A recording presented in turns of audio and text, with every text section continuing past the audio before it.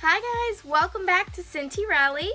Something exciting, I finally got my Disney background set up. I'm sure you'll see this background grow and evolve throughout my videos, but for now I have my basic setup and I'm happy with it. So this is a brief overview of my new Disney setup. So I have my Tsum Tsum collection, and then I have some magic bands, and then I have some stuffed animals, my autograph book. Super cute stuff. Today's topic of discussion is going to be Disney Resort hotels. I will be talking exclusively about Disney Resort hotels just because I feel like if I go into the resorts that are off property, it's just too broad of a topic. So I'm going to be keeping it Disney today. So before I begin, let me briefly talk about staying on property versus staying off property. Off property is technically less expensive, especially for families of 5 or more. But what most people don't factor in is that if you stay off property, you most likely will need to rent a car if you did not drive to Disney World. So that's an added expense. Personally, I feel like it's justified to stay on property even if it is a little bit more expensive, because there are just so many benefits to staying on property that it's worth it to me.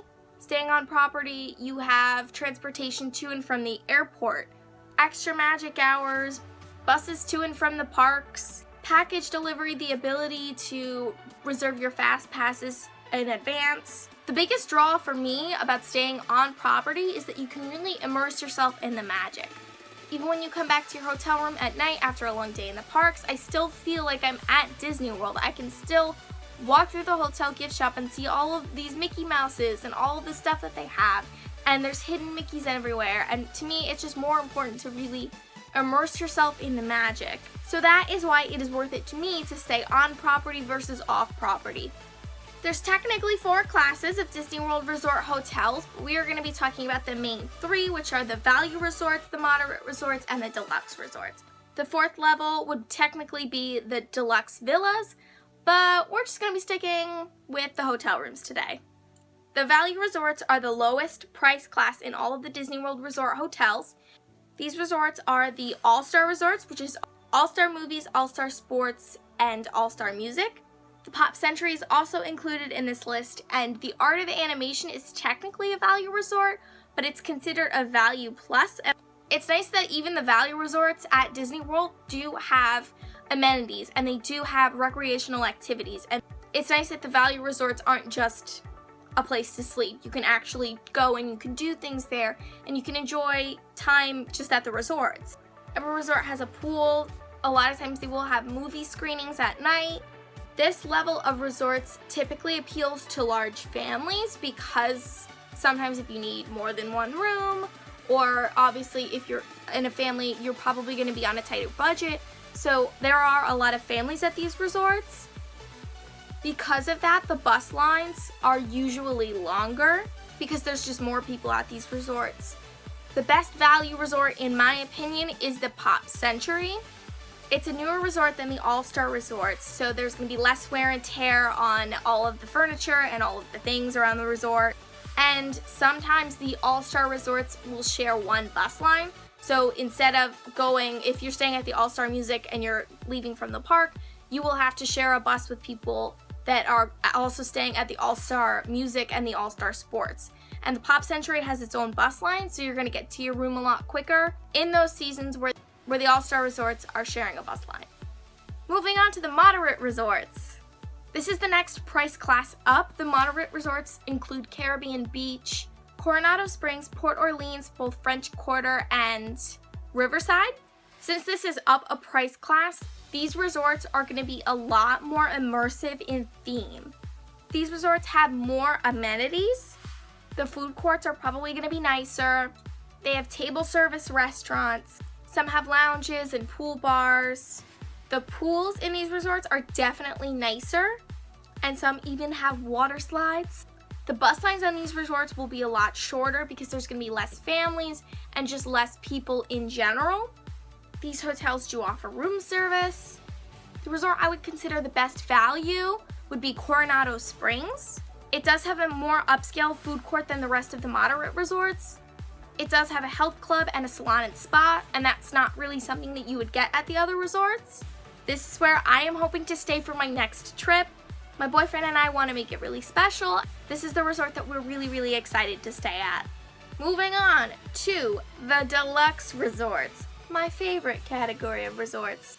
I would stay in a deluxe resort every single trip if I could, but I can't. So the deluxe resorts include Animal Kingdom Lodge, Yacht and Beach Club, Boardwalk Inn, Grand Floridian, Contemporary Resort, Polynesian Resort, and the Wilderness Lodge. Since this is the highest price class in Disney resorts, this is obviously going to have the most immersive theme. These resorts are geared more towards adults. Not to say that there aren't going to be families staying there and that families can't stay there, but since it's the highest price class, it's designed towards adults. The amenities at these resorts are absolutely amazing. The pools are beautiful.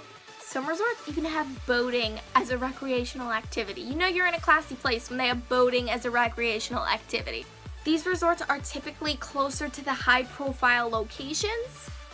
The Grand Floridian, the Polynesian, and the Contemporary Resort are only a monorail stop away from Magic Kingdom. Contemporary, you could even walk to Magic Kingdom. Boardwalk Inn and the Yacht and Beach Club are pretty close to Epcot as well, so it's a lot easier to access the parks and the high-profile locations. The dining experiences in these resorts are amazing. The best meal of my life I've had at the Contemporary Resort. California Grill is amazing. The Grand Floridian also has some spectacular dining experiences. So does the Polynesian Resort.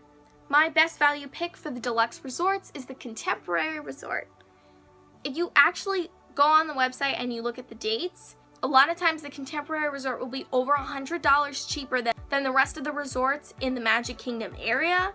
Not to mention how easy it is to get from the Contemporary to the Grand Floridian or the Polynesian, and through that you have access to so much more. Not to mention the California Grill is right upstairs and Magic Kingdom is within walking distance. I feel like even though the Contemporary Resort isn't the least expensive deluxe resort, you get more bang for your buck because you are so close to the other experiences of the other key resorts, but it's less expensive and you're only a few monorail stops away. I, ideally, if I could stay at any resort, would love to stay at the Grand Floridian. I just adore the architecture. I love everything about it. I think it's so beautiful. The inside is amazing. And it's just such a symbol of charm in Disney World. But of course, it's one of the most expensive resorts to stay at.